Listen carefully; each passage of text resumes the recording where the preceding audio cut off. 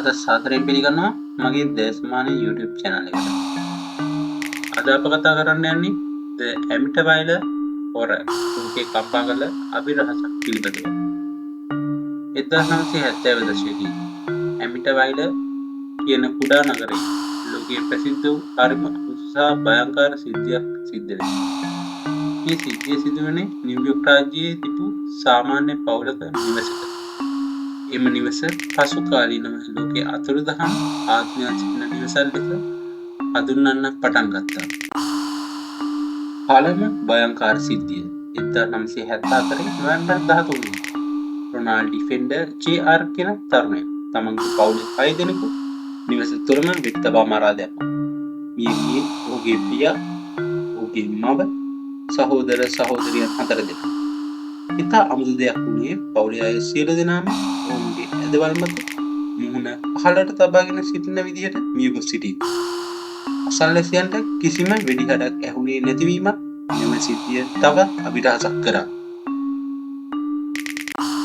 නව පවුලක් එම නිවසට පැමිණි. 1975 දී රිගල් ලුයිස් සහ ඔහුගේ බිරිඳ කැතලීන් ලුයිස් එම නිවස මිලදී ගත්තා. උන්ට එම නිවස ඉතා ලාභ මිලකර ලැබුණා. ඒකට හේතු වූයේ පෙර සිදු වූ ඝාතන සිද්ධිය. නමුත් ඔහු සිතාගෙන සිටියේ එම පරණ සිද්ධියක් අපිට ප්‍රශ්නයක් වෙන්නේ නැහැ කියලා.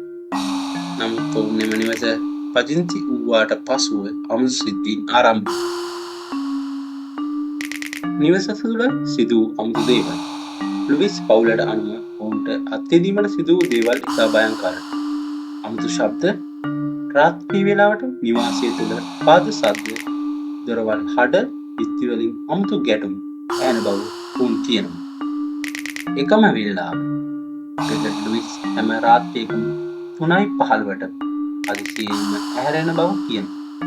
අමුතු දෙයක් වුණේ රොනාල්ඩ් ඩිෆෙන්ඩර් ජේ.ආර් තම පවුල මරා දැම්මේ එම වේලාවේ කියලා සැලකෙනවා. අමුසෝ සිසිල නිවසේ සමහර කාමරවල අසාමාන්‍ය සිසිලක් තිබුණා. එය හීටරයේ තිබුණත් අඩු නොවුණා. බිත්ති වලින් ගලා ආ ද්‍රව්‍ය. ලුයිස් පවුල කියන්නේ බිත්ති වලින් හරිත පැහැති සහ කළු පැහැති ද්‍රව්‍ය ගලා ආ බවයි. රතු ඇස් දෙක ඔවුන්ගේ දරුවන් කියනවා නිවසේ කවුළු වලින් රතු පැහැති ඇස් දෙකක් ඔවුන්ට පෙවුන බව. අවසානයේ සිදු වූ දේ ලුයිස් පවුල එම නිවසේ දින 28ක් පමණ ජීවත් වුණා. අවසානයේ ඔවුන් කියන්නේ ඒ තවදුරටත් ජීවත් විය නොහැකි තරම් භයානක වුණා කියලා. එම නිසා ඔවුන්ගේ සම්පූර්ණ දේපල නිවස තුළ දාලා පලා ගියා.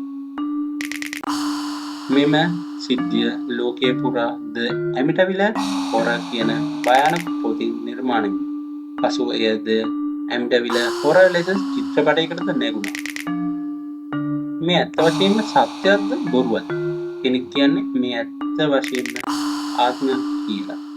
තවත් කෙනෙක් කියනවා ලුයිස් පවුල කතාවක් ගොඩනගුවා කියලා. නමුත් අදටත් Amityville නිවසේ ලෝකයේ ප්‍රසිද්ධ අභිරහස් නිවසක් ලෙස පවතිනවා.